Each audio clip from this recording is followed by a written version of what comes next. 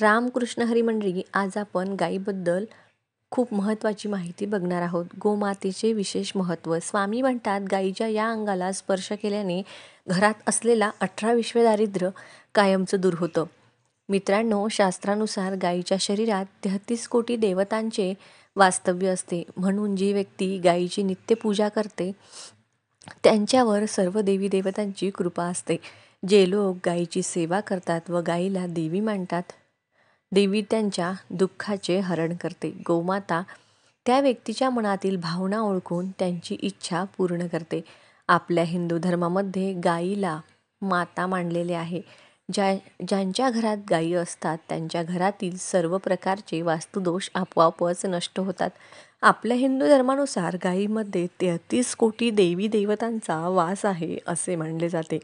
म्हणून गायीचे पूजन केले की 33 कोटी देवी देवतांचे पूजन केल्याचे पुण्य आपल्याला प्राप्त होते अशी मान्यता आहे. गायीवर सर्व नक्षत्रांचा प्रभाव पडतो. गायीच्या पाठीवर वरच्या भागात सूर्यकेतू नाडी असते, जी सूर्याच्या किरणांपासून रक्तात सूर्यक्षर निर्माण करते. हे सूर्यक्षर गायीच्या दुधात उतरत असते.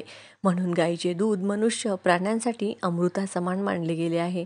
या सुवर्ण क्षारामुळे गायीच्या दुधाचा रंग किंचितसर पिवळसर असतो. त्यासाठी आपण आता जाणणार आहोत की गायीच्या पूजनाने मनुष्याला कोणकोणते पुण्य फळाची प्राप्ती होते, तसेच घरातील वास्तुदोष नष्ट करण्यासाठी कोणकोणत्या उपाय करावे, तसेच गायीच्या कोणत्या अंगाला स्पर्श करणे शास्त्रानुसार शुभ मानले जाते. घरामध्ये स्वयंपाक झाला की सर्वात अगोदर गायीला पोळी खायला द्यावी, त्यानंतर सर्वांनी खावी. त्यामुळे घरामध्ये शांतता राहते. वादविवाद, भांडणं, तंटा दूर होतात. अन्नग्रहण करण्यापूर्वी आपापल्या गोमातेला भाकरी खाऊ घालायची आहे. जर आपण दररोज न चुकता एखादी भाकरी गौमातेला खाऊ घातली तर 33 कोटी देवी देवतांचा आशीर्वाद आपल्यावर प्राप्त होतो. पण शहरी भागामध्ये ते शक्य नाही.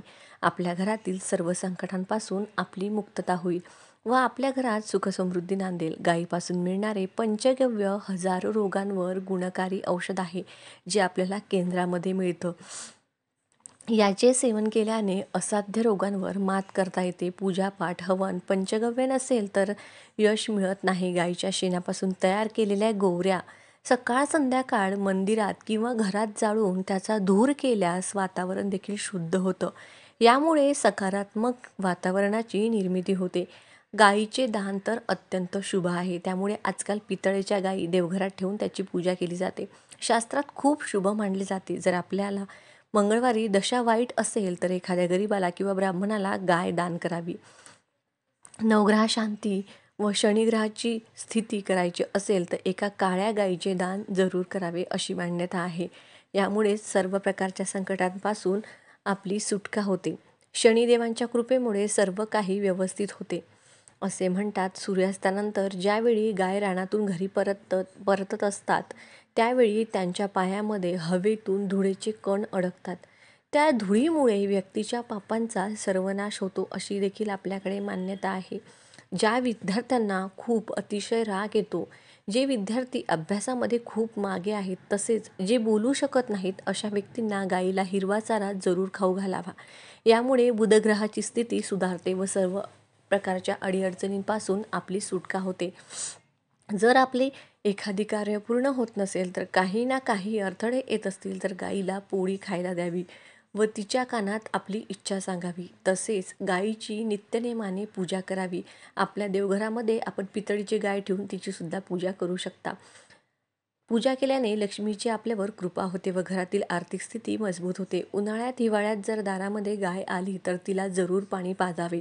यामुळे आपल्या सर्व रोगांपासून सुटका होते. तसेच थंडीच्या दिवसात गायीला गूळ खाऊ घालावा, परंतु उन्हाळ्यामध्ये गायीला गूळ खाऊ घालू नये. पितृदोषपासून सुटका मिळवण्यासाठी अमावस्येला गायीला गुळपोळी व हिरवा चारा खायला घालावा.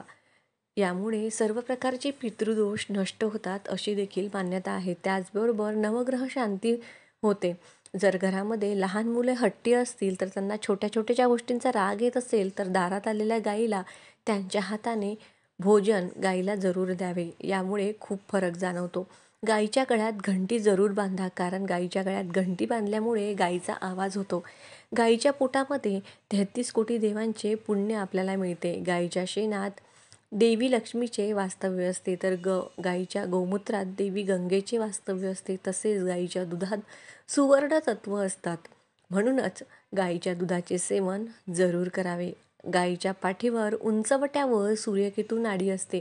रोज सकाळी गाईच्या या उंचवट्यावर हात फिरवल्याने आपल्या सर्व इच्छा मनोकामना पूर्ण होतात. तसेच आपल्या आर्थिक समस्याही नष्ट होतात आणि दारिद्र्य देखील दूर होतं. त्याचबरोबर आपल्या सर्व रोगांचा नाश होतो. जर नवीन जागा घर बांधायचे असेल तर त्या जागी गाय किंवा वासरू काही दिवस तेथे राहू द्यावे. यामुळे त्या जागेवर असलेले सर्व रोग दोष दूर होतात. गाय ज्या जागी बसून आराम करते त्या ठिकाणी कोणतीही वाईट शक्ती प्रवेश करत नाही. तुम्हाला जर व्हिडिओची माहिती शहरामध्ये गाय आपल्याला घरी ठेवणं शक्य होत नाही, पण तुम्हाला जमल्यास तुम्ही गौशाळेमध्ये गाईला जेवढं तुमच्याकडनं गाईसाठी करता येईल, जेवढं तुम्हाला गाईसाठी काही देता येईल ते तुम्ही आवर्जून द्या. त्याचबरोबर तुमच्याकडे खेडेगावामध्ये जर घर असेल तर तुम्ही तिथे सुद्धा गाय ठेवू शकता. बघा, गाईची पूजा केल्याने खूप जास्त पुण्य मिळतं. त्यामुळे आपण गौशाळेत जाऊन गाईसाठी आवर्जून दान नक्की करावं. या व्हिडिओची माहिती जर तुम्हाला आवडली, व्हिडिओ जर तुम्हाला महत्त्वपूर्ण वाटला तर व्हिडिओला लाईक नक्की करा. रामकृष्ण हरी. जय श्रीराम. जय गजानन.